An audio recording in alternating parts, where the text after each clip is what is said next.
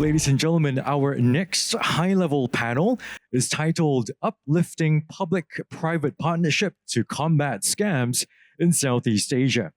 Now, digital scams continue to threaten and severely harm everyone across Southeast Asia and beyond. Scammers exploit advanced technologies and digitalization to level up their capabilities to reach out to and scam people, whose losses, which can be life-changing, are further invested to perpetuate the vicious scam cycle. Governments have dedicated significant resources and efforts into protection measures, enforcement, and public education, while telecoms, banking, financial, and digital industries have similarly leaned forward to implement technical and scam awareness measures to help protect and educate their consumers. However, scams remain highly challenging, and it is critical that governments and industry come together to combat the scam scourge through stronger partnerships and collective action by creating and advancing multilateral ecosystem defenses against scammers. And today we have convened leaders and decision makers in the government and industry to examine this urgent problem and discuss actionable areas for public-private partnership against scams in Southeast Asia. We also have an exciting lineup of international panelists here with us today to share their perspectives very shortly. However, in the meantime, ladies and gentlemen, do join me right now in welcoming Mr. Goh Pei Ming, Minister of State, Ministry of Home Affairs, and Ministry of Social and Family Development of Singapore to deliver his opening remarks. Mr. Goh, please.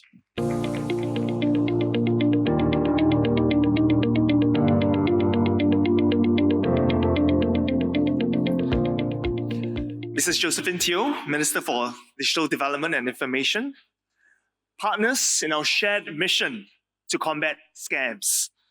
Thank you for joining this essential discussion in public-private collaboration in our fight against scams.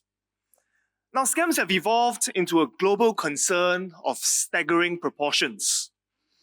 The Global Anti-Scam Alliance estimates that global scam losses amount to over $1 trillion annually.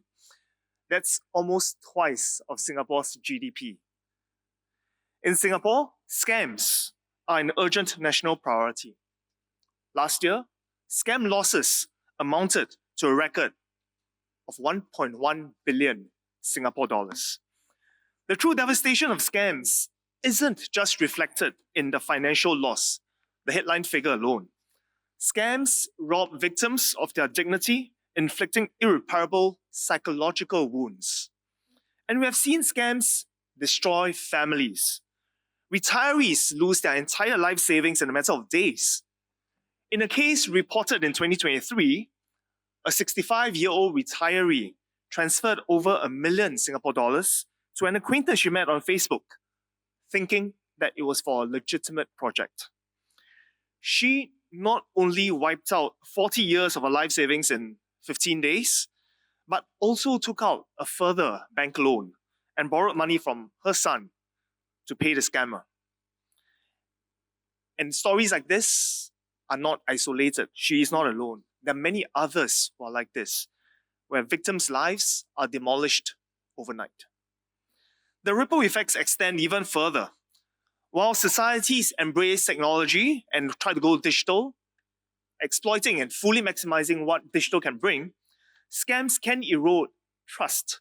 Like what Minister said earlier, trust in our government, in our digital systems, in our policies. People are worried about falling prey, and because of that, they become more hesitant in adopting new technologies, new communications platforms, new digital banking solutions, for example. And this can lead not just to digital exclusion, but in fact, also social exclusion. I've met in my visits talking to residents how seniors themselves are reluctant to download any legitimate application, mobile application, even the ones that are endorsed by the government, because they just cannot trust and they think they have too much to lose and they cannot recover. And because of that, we find that scams have caused our society to take a dial back in terms of how fast we can otherwise progress. Just as worrying, as I mentioned, scams can erode trust, fundamental trust in government, in public institutions. And recently we've seen increasingly a tactic, government officials impersonation scams, and through that, basic trust in what government is providing or who government is in general can be compromised. And trust, once eroded, can be very difficult to rebuild. There are three aspects of scams that make them especially insidious. They are first, borderless. Distance doesn't matter. And we have seen scam cases originating from the other side of the planet. And this makes it especially difficult for all of us to go after the scam perpetrators, the syndicates. Second, the scams increasingly are sophisticated. They use the latest technologies. They use AI to perpetrate their crimes. Earlier this year, there was a report of how a finance director of an MNC almost lost 700,000 Singapore dollars to a scammer who used deep fakes to impersonate the company's chief financial officer. And this again are colleagues who know each other quite well, and such is the quality of the deep fake to pull off almost a scam of that magnitude.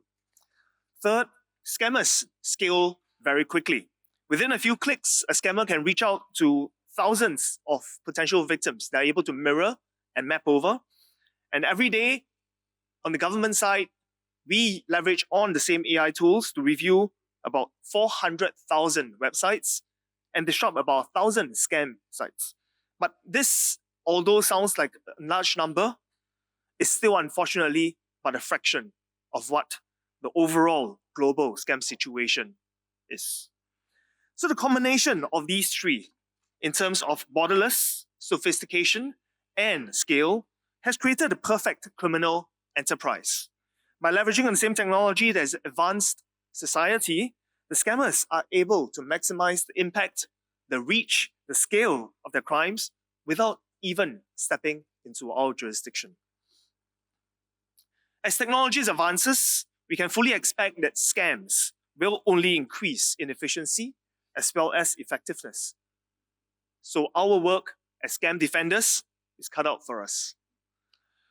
We must work closely with governments around the world, share intelligence, run combined operations, and we must likewise leverage heavily on technology to catch up on and even try to get ahead of the perpetrators. We must be ready to innovate, to R&D, to work closely with private sector partners, and quickly scale successful anti-scam solutions. And this is why Singapore advocates for a whole of society approach when it comes to fighting scams, where governments, the private sector, individuals, communities all play a part. On the part of the government, we play multiple roles as coordinator, regulator, and enforcer. As coordinator, governments must set up the structures to orchestrate whole of society anti-scam efforts. In Singapore, the Inter-Ministry Committee on Scams, chaired by Minister Josephine Teo, brings together key stakeholders to address scam trends and implement countermeasures. Operationally, the Anti-Scam Centre serves as the nerve centre for whole of country effort, coordinating disruption and investigation work streams. We are heartened to also see increasingly many other countries set up anti-scam units, which are crucial to strengthening international scam fighting coordination. As regulator, governments must introduce effective laws. For instance, Singapore introduced the Online Criminal Harms Act to empower the government to be able to direct online platforms to impose anti-scam measures through codes of practices to implementation directives. And implementation directives in particular allow us to require urgent safeguards to be implemented to be more effective in protecting our citizens, especially where the threat is significant and urgent. Lastly, as enforcer, governments must collaborate to dismantle syndicates and enforce against scam actors. Project Frontier Plus brings together the anti-scam units of 12 jurisdictions and growing to disrupt scams and improve cross-border asset recovery. Between May and June this year, a cross-border operation by Frontier Plus led to the arrest of over 1,800 persons involved in scams. To strengthen the impact of our enforcement and deterrence efforts, the Ministry of Home Affairs will be proposing heavier penalties for scammers and their facilitators. The private sector plays a different but equally important role. Scammers exploit the services offered by the private sector, such as banking, telecommunications, and online facilities to perpetrate scams. And therefore, private sector entities must proactively detect and take down scam perpetrated on their platforms. Or better still, implement ex-ante safeguards to prevent scams on their platforms in the first place. And I'm glad that the private sector, at least many of the private sector partners that I've interacted with, do not see this as a cost.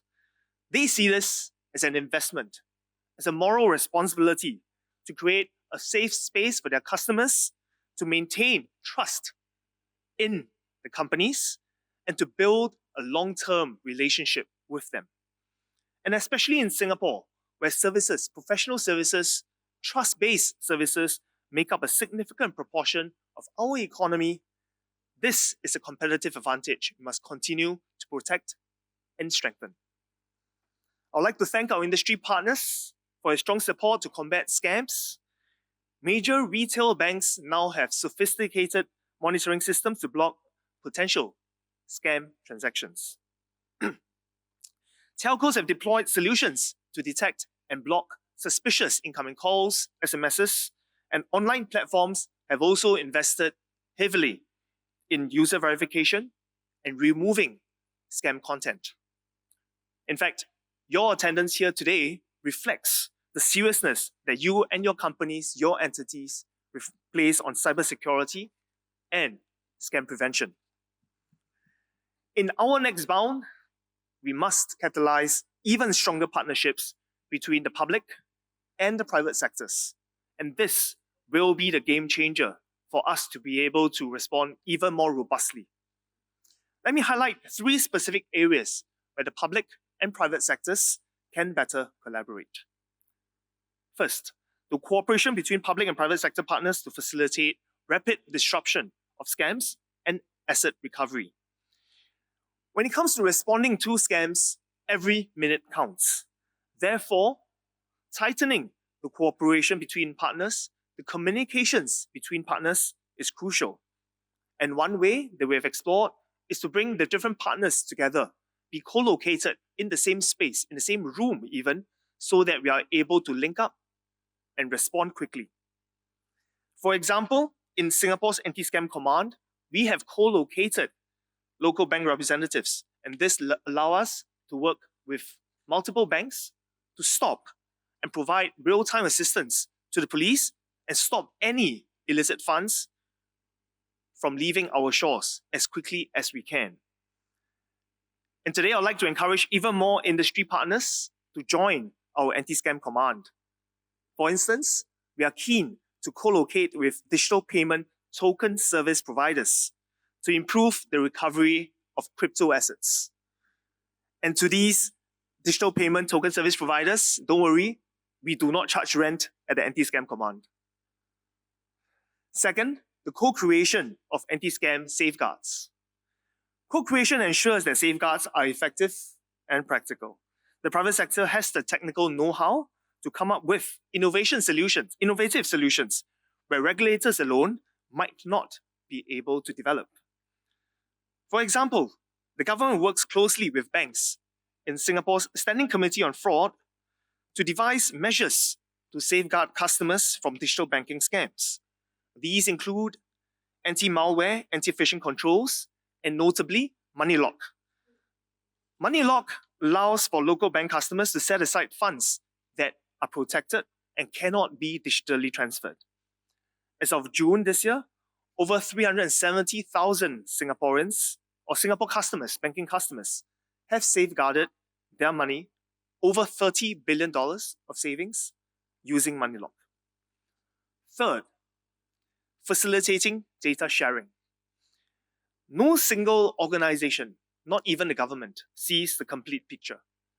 A scammer whose account is taken down by an online platform can very easily set up another account or on another platform somewhere else. So, for example, between 3rd to 10th of October, just earlier this month, Carousel was able to identify more than 250 potential scam accounts using information provided by the Singapore Police Force in terms of providing scam-tainted mobile phone numbers. So using these phone numbers, Carousel was able to trace different accounts using this intelligence and blocked those accounts. Singapore GovTech has also joined the Global Signal Exchange, or the GSE. This is important as we are then now able to share our intelligence with a global network of partners on the various scam accounts, SOPs, tactics, and also take on board different sharing from other partners internationally. And this allows us to work even more robustly and be better informed as we undertake our fight. These efforts have improved our counter-scam sense-making, actively allowing us to remove scam infrastructure across our system before scams take place. Now, even while we press on our anti-scam measures, no single or even no collective scam safeguard can be 100% foolproof. A vigilant public, a well-informed public, is our last and our most important line of defense. In Singapore, we strongly believe that the strength of our communities is important to help us raise our collective scam defense. And through the Scam Shield mobile application, we crowdsource from the public scam-related phone numbers, SMS accounts, emails, and prevent these accounts from ever reaching our citizens via calls, via SMSs, and we provide real-time warning. The app has been downloaded 1.3 million times, and this has helped us to build a collective community of scam defenders. I'm heartened to also hear that industry partners have stepped up to educate their own users against scams. And this includes Google's newly launched Be Scam Ready game. And there are also other interactive scam games developed by Aya and Meta, which leverages on gamification to enhance scam awareness. Now, let me conclude. Our scam fighting ecosystem is like a series of interlocking chains, and we're only as strong as our weakest link.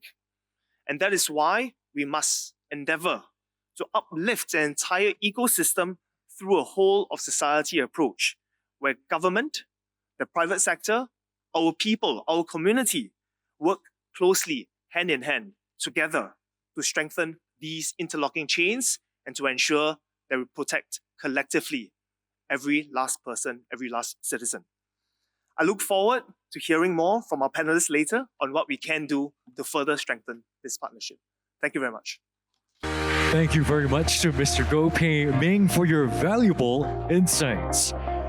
Indeed, ladies and gentlemen, scams remain highly challenging, and it's critical that governments and industry come together to combat the scam scourge through stronger partnerships and collective action. We have an exciting lineup of panelists to examine this urgent problem and discuss actionable areas for public-private partnership against scams in Southeast Asia. Ladies and gentlemen, do join me now to invite our moderator and panelists on stage for our discussion. Please put your hands together to welcome your moderator, Mr. Ed Radcliffe, Executive Director of the Southeast Asia Public Policy Institute, as well as your panelists, Ms. Loretta Yuan, MD and Head, Legal and Compliance, OCBC, and Chair of Standing Committee on Fraud, Association of Banks in Singapore. Dr. Ekapong Rimcharoen, Director, National Statistical Office and Director, Anti-Online Scam Operations Center, Ministry of Digital Economy and Society, Thailand. Mr. Zhang Wei Han, Deputy Commissioner, Investigation and Intelligence, Director, Criminal Investigation Department, Singapore Police Force. Mr. James Babbage, Director General Threats, National Crime Agency, United Kingdom. Mr. Norman Ng, Head, Trust and Safety Global Engagements Asia Pacific, Google. And Dr. Raphael Frankel, Director of Public Policy for Southeast Asia, Meta. And now over to you, Mr. Ratcliffe. Thank you very much. And welcome to this panel on uplifting public-private partnership to combat scams in Southeast Asia. I'm flattered that the organizers trusted me with such a mega panel, which I think it's mega both in size or numbers, but also in stature. So we've got some really great speakers on the panel this morning. And one thing I would say is that it's really important to have a great spread. So we have representatives from two leading Southeast Asian governments on this issue, as well as a non-Southeast Asian government in the UK, as well as representatives from both tech and the financial services sector, which I think is really important to have that variety of views in this kind of discussion that we have. But given we have so many people, I would ask all panelists to keep their answers relatively succinct, just to help us get through some of these issues. So I'll just do a very, very brief intro. Some of this has already been covered by the Minister in his opening remarks, but many of you will be very aware of the problem. Some of the numbers are pretty staggering, and this, the overall cybercrime economy in the world is worth more than $10 trillion. That would make it the world's third largest economy. The most recent GASA report, which came out in September, reported that $23.6 billion was lost to scams in Southeast Asia, and that 63% of Southeast Asians have fallen victim to a scam in the last 12 months. So again, some very interesting figures on the region specifically. We know that scammers are becoming more effective at using technology, using AI, deep fakes, using cryptocurrencies for cashing out, and their business model and their operational model is constantly changing in response to the efforts by governments and law enforcement. APAC and Southeast Asia in particular are doubly hit by scams. So Southeast Asia, in addition to people being scammed, is also host to many of the most notorious scam centers in the world, and is a major source of labor. Much of that labor is also coerced. So there's a reckoning of about 300,000 forced workers from at least 100 different countries in the region at the moment. They are lured into these jobs seeking economic opportunities in call centers or ICT businesses.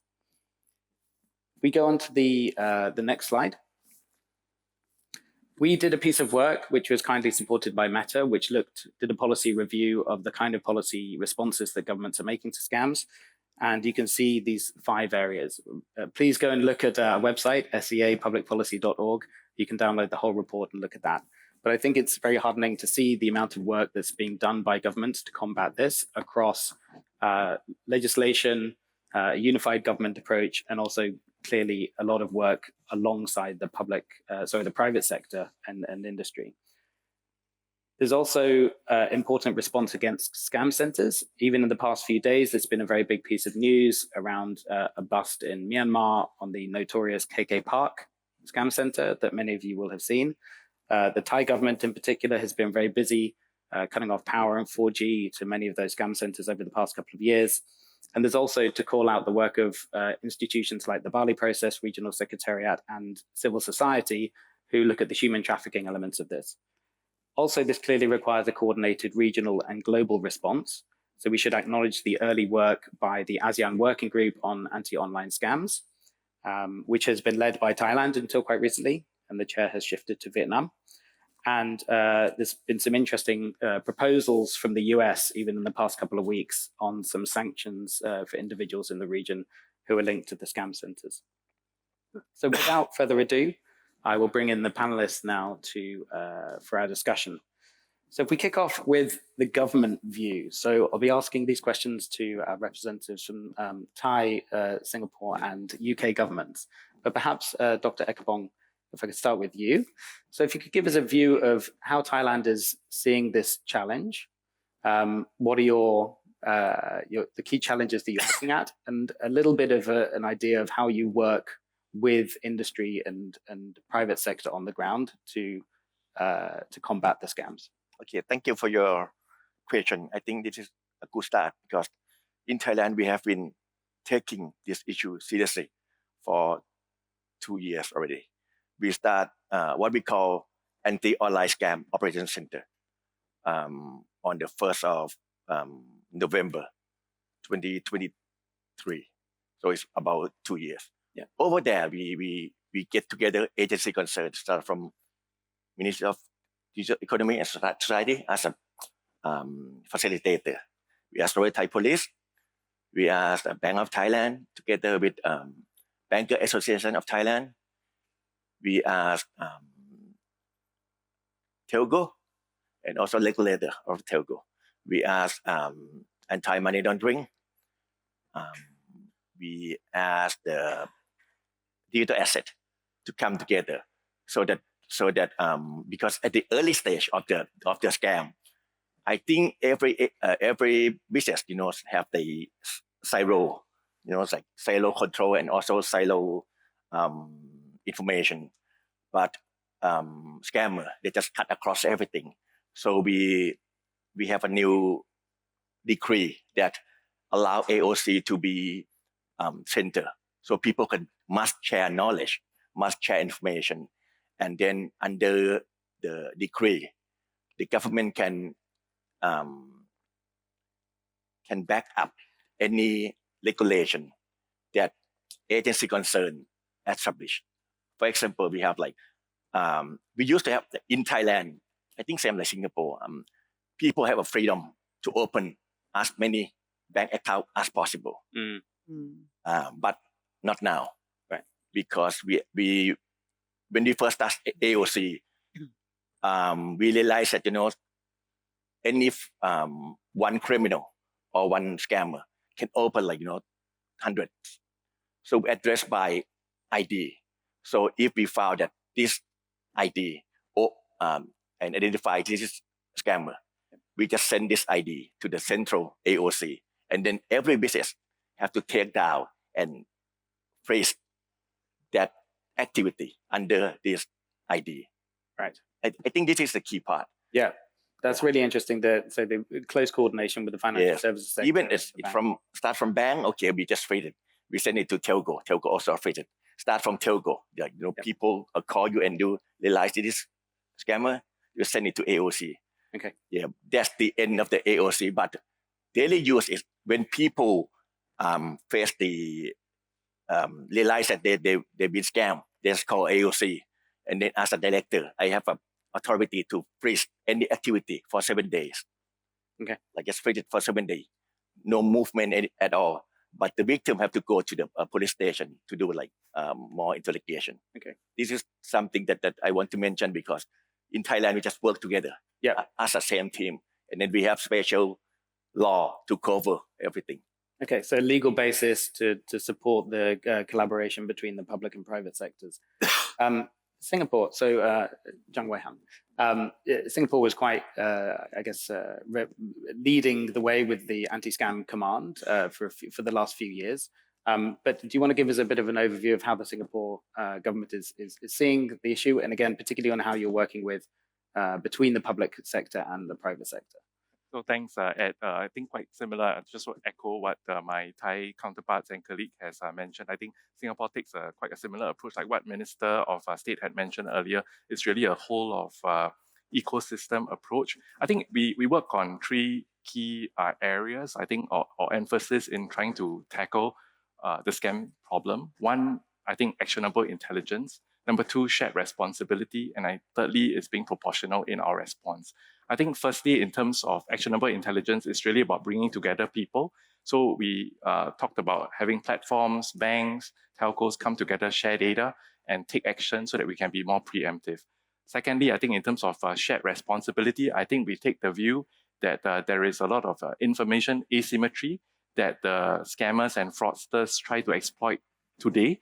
And that's exactly what we need to try to overcome. And that's where we need to come together and exercise shared responsibility. So for example, platforms would have certain information that governments would not be able to access, and they might be able to take certain action to stop the harms on their platform itself. So some of the ex-ante measures that we spoke about, the codes of practices that we have rolled out to try to encourage the industry to take greater responsibility and to put in place some of these options. And I think finally, what's very important is also this idea about proportionality. We don't want any of these measures that we put in place to paralyze our digital economy. I think that's also very important. Just like how we want the cars to go very quickly on the roads, it needs good brakes. And that's also the proportional aspect. So we need to make sure that some of the baseline measures are put in place. We're proportional in how we do this. So in Singapore, we are collaborative in a sense that we take a very consultative approach. Before we roll out certain measures, we do consult extensively with industry. So one good example is with the Association of Banks of Singapore that Loretta leads, the Standing Committee on Fraud. I think the police, the Monetary Association of Singapore, which is our central bank, and of course the ABS Standing Committee on Fraud, which is all the banks in Singapore, come together and we discuss what will be appropriate measures to put in place so that we do not disrupt the way of life we have in Singapore. People are comfortable with some of these measures that we put in place, and yet at the same time, we can achieve the effect of not allowing scammers to act with impunity on some of our digital platforms and affect the way of our lives. So that's what I'll add to this. Thank you. Thank you very much. James, if I come to you, I think there's some interest in the room about the UK's approach to this, which has been going on for a few years. The UK has a sort of a charter approach to engaging industry, but if you want to give us a bit of a view from the UK. Yeah, thanks, Ed. I mean, I think I'd agree with much of what my colleagues have said, but just to start off, we ain't seen nothing yet. The single factor that is most strongly causing serious organized crime to grow throughout the world is our vulnerability and our online activity, all of us as citizens. And that vulnerability is being supercharged by automation and artificial intelligence in the hands of the scammers. So for whatever we're doing now, we need to be ready to do 10 times as much in the coming years. In the UK, 45% of all crime is fraud, of which about 80% has an online or overseas dimension, and 5/6 of the victims cannot say anything useful about how they were scammed.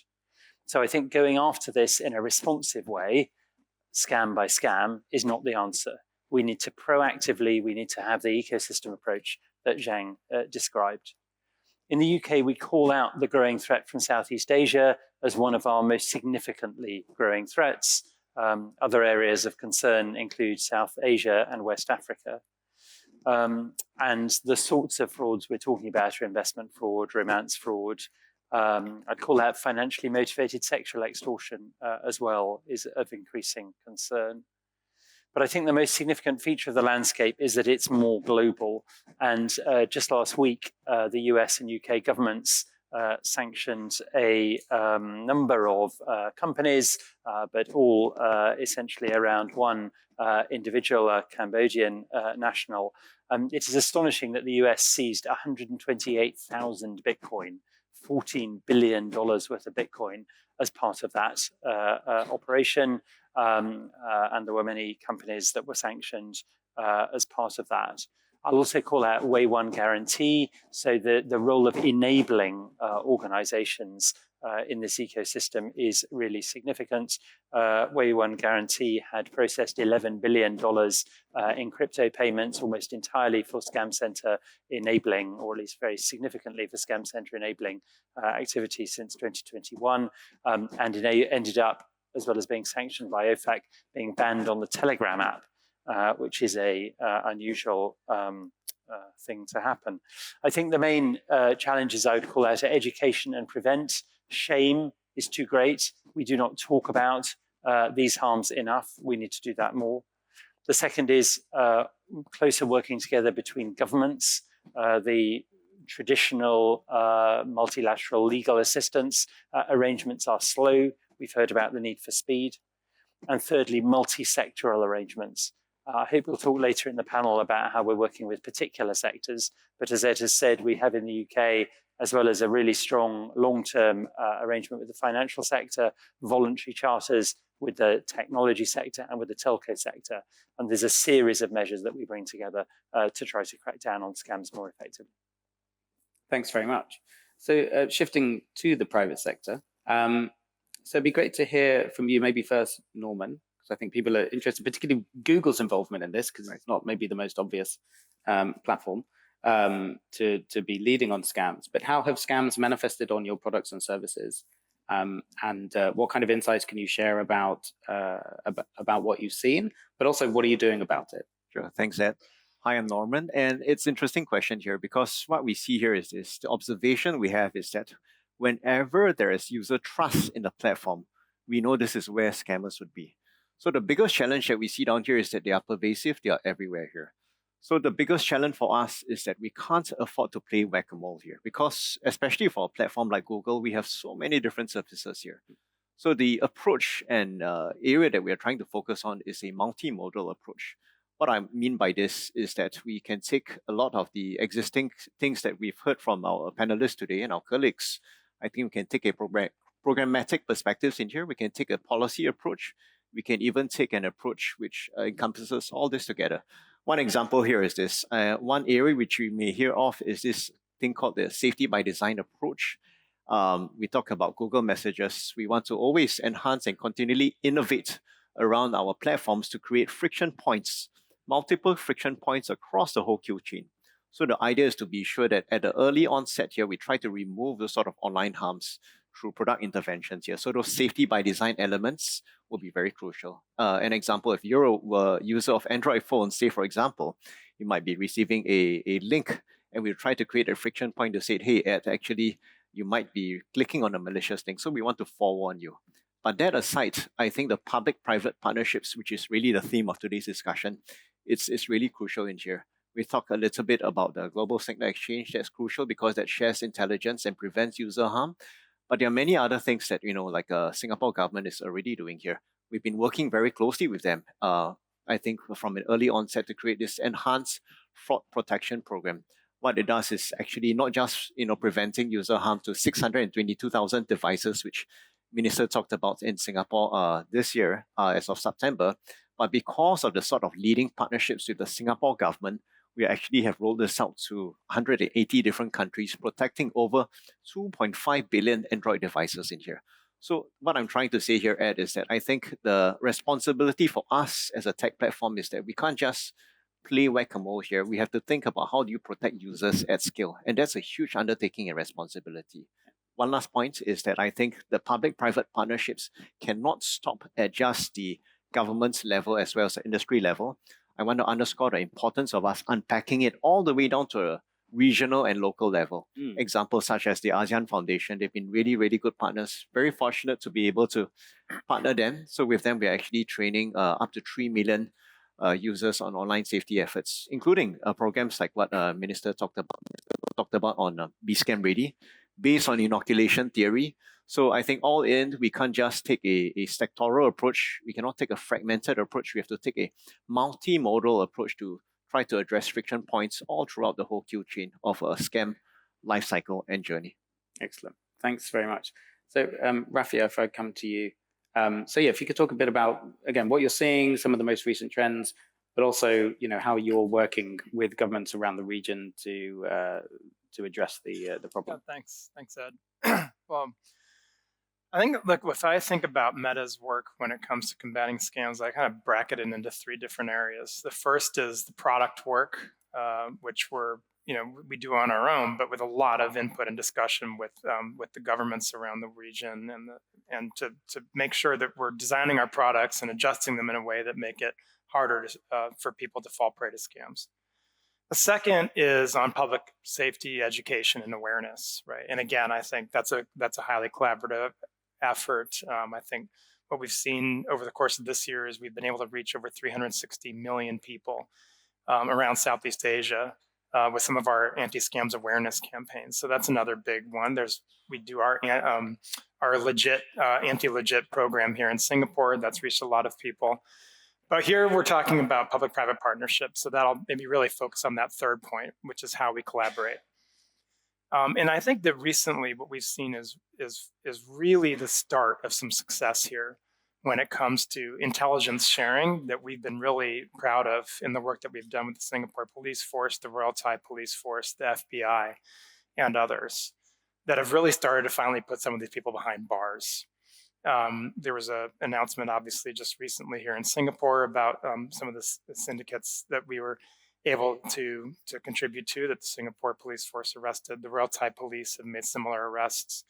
My colleague from the UK mentioned the recent sanctions that the US and the UK threw on the Prince Group. And obviously that has a lot of impact. And just last month, the Treasury Department in the United States threw a huge series of sanctions on the criminal scam syndicates around, mostly in Cambodia and Myanmar. And I think that's really where like the crux of the collaboration is kind of moving towards these days, is how do we collaborate in sharing these signals? Norman mentioned the GSC, the Global Signals Exchange, especially with between all the different platforms and the banks, the telcos, the governments, so that we can really start to address the upstream source of this, which is these scam centers, which have unfortunately proliferated around Southeast Asia, but mainly in Cambodia and Myanmar, right? And how do we really find a way to shut these places down? And so I think, look, from Meta's perspective, when we look at those scam centers in the first 6 months of this year, we took down 12 million accounts just from those scam centers alone. And we took down over 167 million advertisements just from those scam centers alone, right? So that just gives us a sense of the scale and how we have to, where I think the focus of our activities, needs to get to in this next stage. I will say that I think that we've made a lot of progress in that regard, a lot, right? We've had really productive discussions over the last year with MHA and MDDI here. We're proud of the partnerships we have with the Singaporean government and police force. The same is true for Thailand, I must say, with MDES and the Royal Thai Police. They're great partners. And so, look, we're addressing this from multiple places. There's the regulatory aspect about what the responsibility is, the digital platforms, and how we govern our space. There is the public education, where we have to collaborate with everyone and really, make sure that all society is involved. And then there's the collaboration and intelligence sharing, which I think really is the next frontier, and hopefully it is already for sure gaining traction, and I think can really start to make impact, hopefully in these next 6 to 12 months. Great. Thanks very much.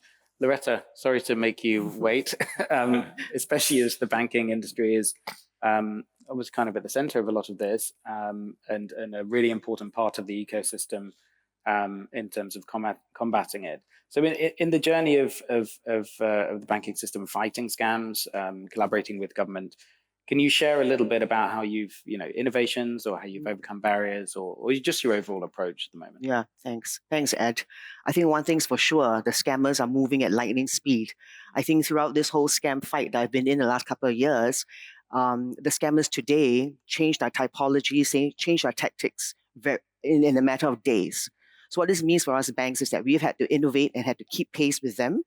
And the Standing Committee of Frauds that I chair at the ABS level, we sit with the government twice a month, Singapore Police as well as the Monetary Authority of Singapore, to think about what kind of threats is oncoming and what kind of defenses that we need to put up to defend against these scams, to combat these scams. You talk about cultural shifts. One of the big shifts I would say in this whole journey is that the banks have now deliberately slowed down banking, putting in friction, because the scammers are actually making use of how the speed of banking is so quick. You can sit there and make a transfer to your mom, to your family members in less than 5 minutes. So 5 seconds actually. So the scammers are actually leveraging on that to do their crimes. So we need to slow down banking. That's been a deliberate shift for us. Some of the things that we've done, cooling periods. Since 2022, we put in cooling periods, meaning for high-risk transactions, meaning that if you buy a new handphone, the new iPhone 16, the 17 that's come on, when you change handphone and you change your digital token, requires a 12-hour cooling period before your banking transactions can take place. Another 12 hours cooling period to add a new payee. These are called high-risk transactions. Changing the limits also requires a 12-hour cooling period. And just this month, in October, we've introduced a 24-hour cooling period. And this is for account draining scenarios, where if the account is being received, that the account is being drained within 24 hours, more than 50% of the accounts being drained, those transactions will be held for 24 hours. Now, all this is in the bid to have a cognitive break in the customer's mind, to slow down banking. Hopefully with that break, with that time given, the customer can think about, do you really want to make this transaction?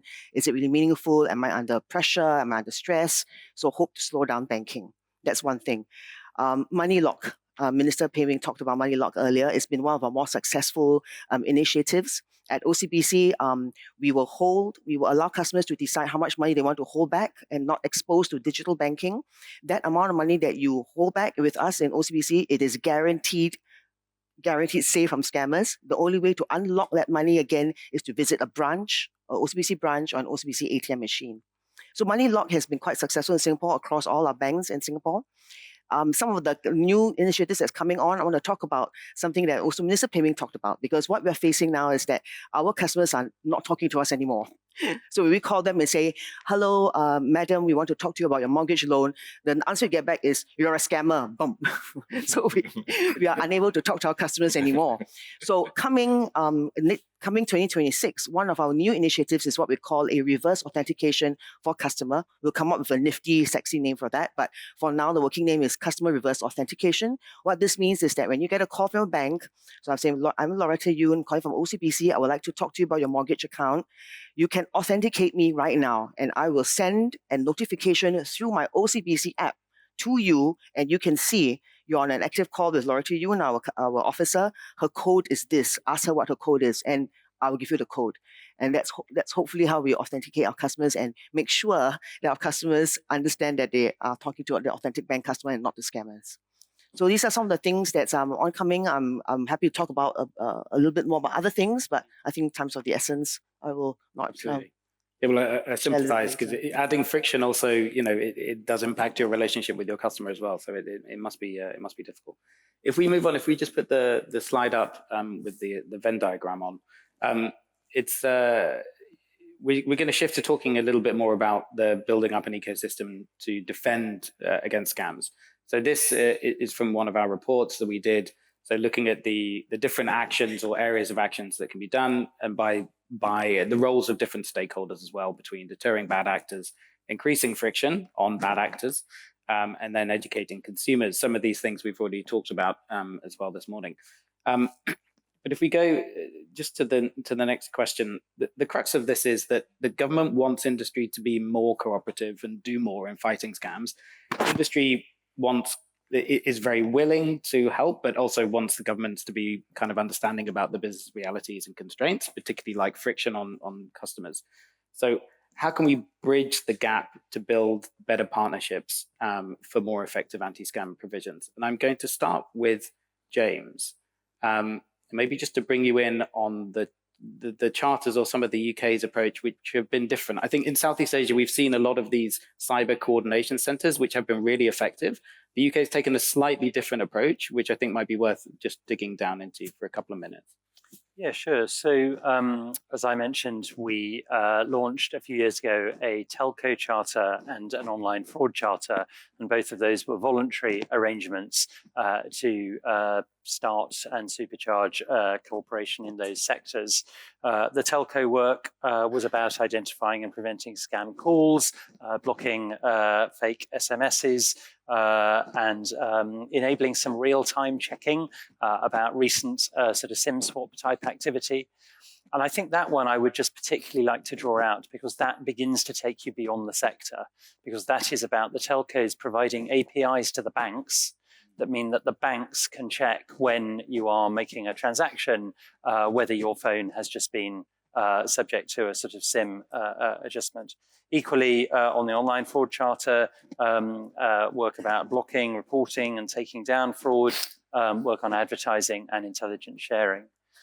But I think as we sort of move forward, we need to mix those voluntary arrangements with more sort of structured and statutory regulations. So we have the Online Safety Act in the UK, which is probably the principal approach we have to working with the tech companies on fraud, which is a priority harm under the illegal harm section of the Act. So for user-to-user communication, for search and for fraudulent advertising, it means that the companies need to make assessments of the risk factors on their platform and have those sort of worked through and demonstrate what they're doing to reduce the harms.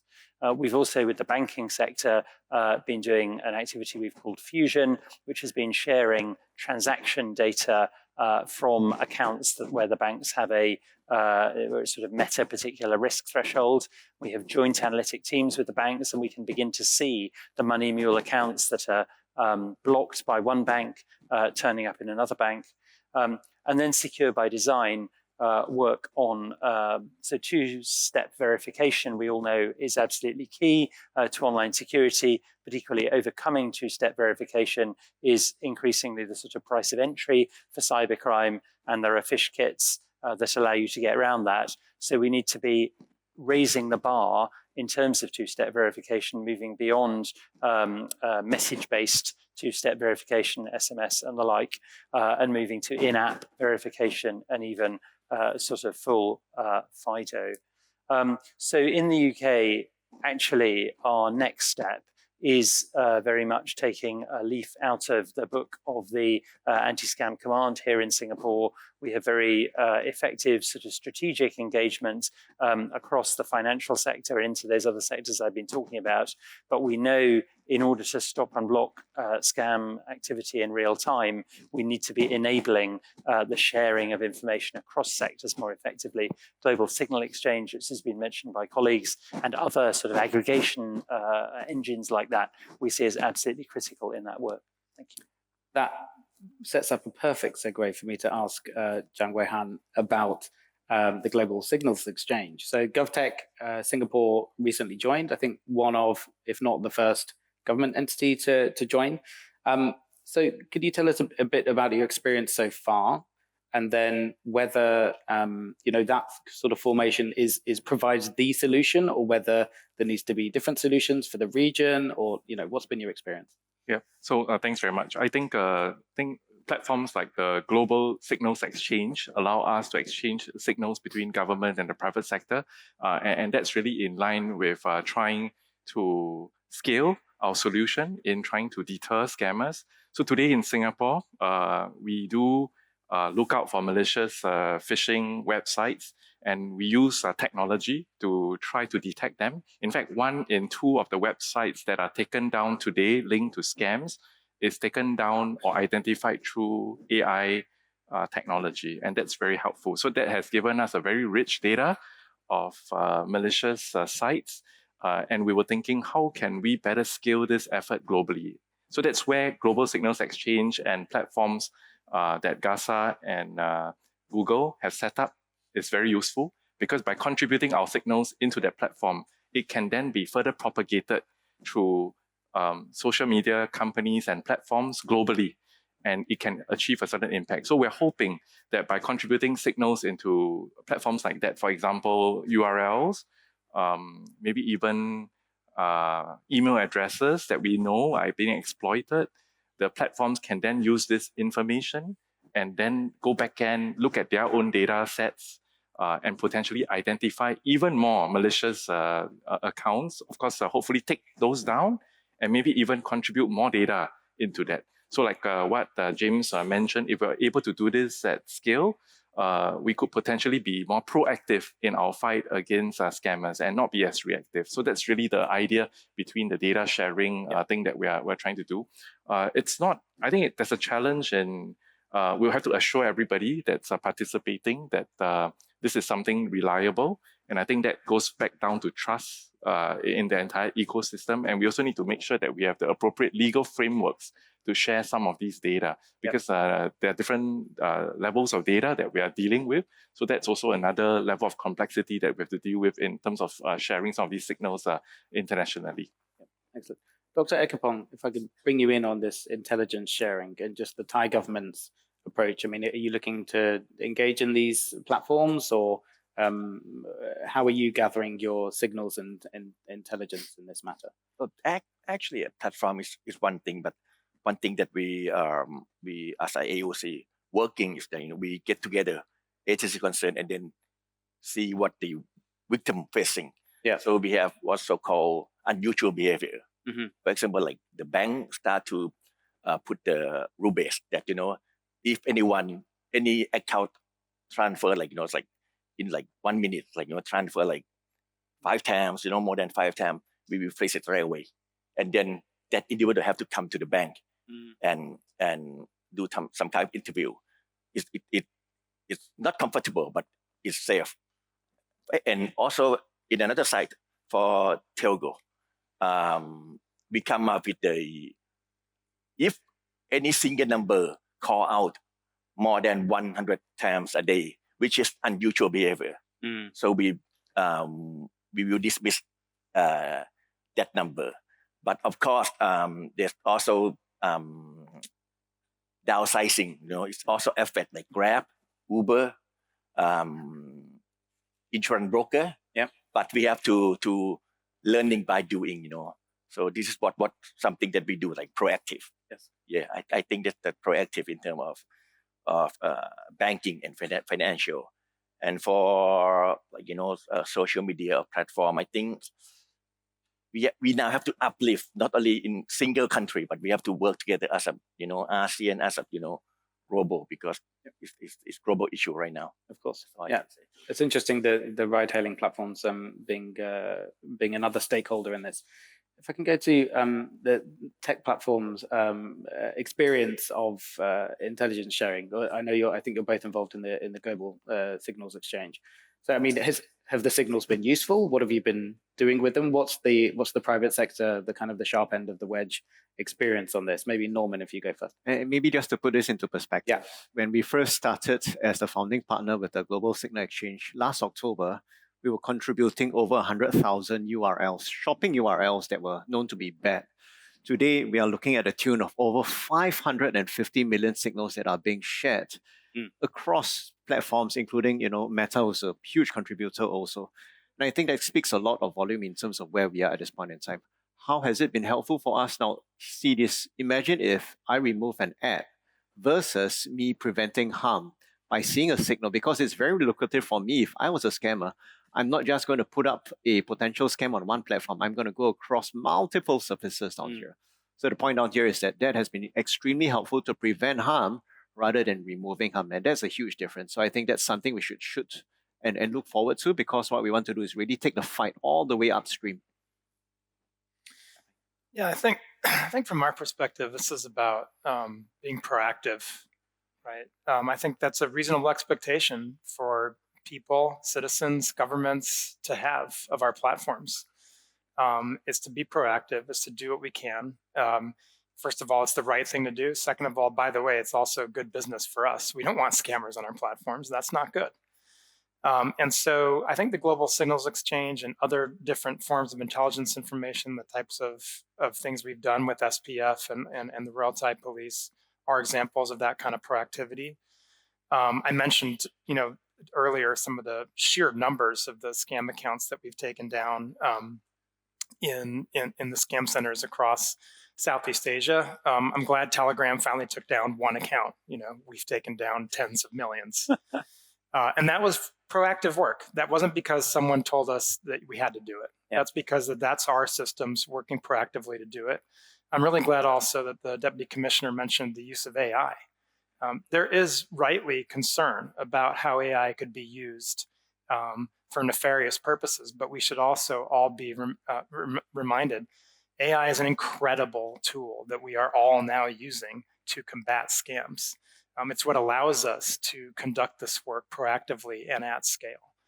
And so I think that, look, we've come a long way. When we had these conversations a year ago, as Norman pointed out, the Global Signals Exchange is only a year old. But even before that, look, we weren't nearly as advanced a year ago in the types of collaboration that we have today. We have such a robust discussion now with law enforcement, with key partners around the world in the UK, in Singapore, in Thailand, in the United States, that's really leading to some concrete action. And finally, I think getting us to the point where we can really go after the criminals that are perpetrating these crimes across the world. And so I think that, look, as much as this is an incredibly serious problem that we all need to grasp, we are making progress, and it is through this collaboration. And I think that, if I would leave us, at least from my perspective, on a positive note, I'm very encouraged about where we are today as opposed to where we were a year ago when we were having these same conversations. Yeah. And it really is about that proactive, collaborative effort between the public and private sectors. That's good to have some optimism on this for sure. James, you just want to jump in? Yeah, I just want to double tap what Raphael and Norman are saying and give an example. So within the last year, a government in the region found 5,000 UK SIM cards diverted out of their legitimate distribution channels and heading for the scam compounds. And we have leveraged that into an understanding of hundreds of thousands of SIM cards that have been diverted in that way. And we have worked with Meta and Google and other social media providers because those SIM cards were being used to backstop accounts that were then being used in these scams. So it is exactly as you say, it is a really fruitful and developing relationship. And we need to be able to do this at even greater scale between the three sectors that we've been talking about, banking, telco and tech. Excellent. Loretta, if I come to you again, just on this intelligence and also collaborating, not just public-private, but actually private-private, right? You're working with telcos, working with tech. So what's been the banking experience there? Well, actually, I'll just make a short comment here. But intelligence sharing, information sharing with the government has been super useful. Actually, the banks in Singapore, all 7 of us, we sit shoulder to shoulder with the police at the anti-scam command. That has helped in intelligence sharing because it's immediate. And we can do with rapid freezing of accounts. We can act very quickly, rapid freezing, as well as funds tracing together the police. That has been the most useful part. Okay, so thumbs up. We have 3 minutes left and 6 panelists. So if we take 30 seconds just to choose one concrete action, whether that could be an ask from government or an ask from someone else on the sector. So starting, Loretta, with you, if you could, your wish list for between now and Christmas 2025, Christmas wish. Okay, I mean, right now, the prevailing scam that's hitting Singapore is what we call GOIS, or Government Official Impersonation Scam. And it's really tragic because they can really take out a lot of monies, especially from the older people who believe in their scam. So the wish list here is that we can quickly work together with the police and the MAS in a education campaign to help all our customers understand this and unify our talk, right, between the government, the police, and the banks, set up together and to reach out to the customers to tell them exactly what to look out for, how to protect themselves, and work together with the banks. Excellent. Dr. Ekapong, your one concrete action or wish? Actually, I think I would say as a global issue, I think it's I guarantee you that what scammer success in Thailand is going to success in your country. So I encourage you to work together as a region, as a world, to act against anyone who behind these activities, because that costs a lot of money, that costs a lot of social security, in everywhere around the world. Excellent. That cross border, no single country can work alone. Yes, of course. And Thailand obviously is at in the midst of it, right? And just real quick, in Thailand, it's like we are more than welcome to assist, and work with every country in the world, because we realize that this is the big major issue. It's not only for Thailand but for the world. Excellent. John Weham. Yeah, I think the recognition that scams is a global problem, it is an important step that we need to take next. It's as critical or as nefarious as drug trafficking and some of the other crimes that we see. And the way that we characterize this problem internationally is important. So I'm very happy that we're having a conversation about scams at an important platform like SICW and recognizing this as a global issue. And I think what's really important if we really want to solve this problem is not one government's effort or one platform's effort, but it's really an international effort that we really need to push to try to restrict the space for scammers to move, restore confidence, I think, in the entire digital ecosystem, and ensuring that we are able to live the way that we want to live on the cyberspace. I think that's really important thing that we want to do. So really international action is going to be key on this problem going forward. So thank you. James, come to you. I mean, we've talked a lot about specifics, so I would come more to the conceptual along with Zhang. I think we need to elevate our understanding of the impact of these scams to being a really significant national security and global security problem for all our citizens. All of these individual losses, are individual tragedies. Add them up, and they are more than that. Excellent. Thank you. Norman. I think my outtake would be we want to be laser focused on solutioning, because we can talk all we want down here, but I think we've heard the statistics from the minister that, at the end of the day, users are still being harmed, losses are still there. So we want to be very laser focused, and that's the approach that we want to undertake, and that's a multimodal approach with safety by design, with product interventions, with program interventions all across, and I think partnerships will be a very crucial driver to underpin and supercharge our efforts to focus on preventing user harm. Excellent. Rafi, thanks. I would echo both what the Deputy Commissioner and James both said in terms of this is a national security issue. Yeah, it needs to be treated as such, and that look, in terms of the platforms, the banks, the telcos, I think we are making best efforts to get our heads around this, to be proactive, to work with governments. I think sometimes we wish we had a little more space to make some determinations about what the most practical way forward is. But if I would crystallize it in one way, it's we have to get to the upstream source. We have to find a way to muster the will to shut down the scam centers and hold the people accountable who are doing this. There are people that are engaged in these actions, and they need to be held accountable. Excellent. Yeah, I mean, I think it may become an international security issue. It'll be very interesting to see upcoming what the US says, and if they say anything with a potential visit of a very senior US delegate to the region later this week. So thank you very much to all our panelists. Thank you very much for listening. So if we could give a round of applause. And thank you very much to our moderator, Mr. Ed Ratcliffe, as well as our panelists this morning. Once again, Mr. Ed Ratcliffe is our moderator, and our panelists, thank you very much for your insights that have greatly enriched today's discussion, giving us a deeper understanding of the challenges and opportunities in dealing with the challenge of scams in Southeast Asia. We truly appreciate your time, expertise, and your valuable perspectives. And to our audience as well, thank you for being such an attentive and engaged audience. We hope that today's discussion has been informative and inspiring for you. Now, do note that this session will be available on demand on the SICW website, so feel free to revisit the session at your convenience.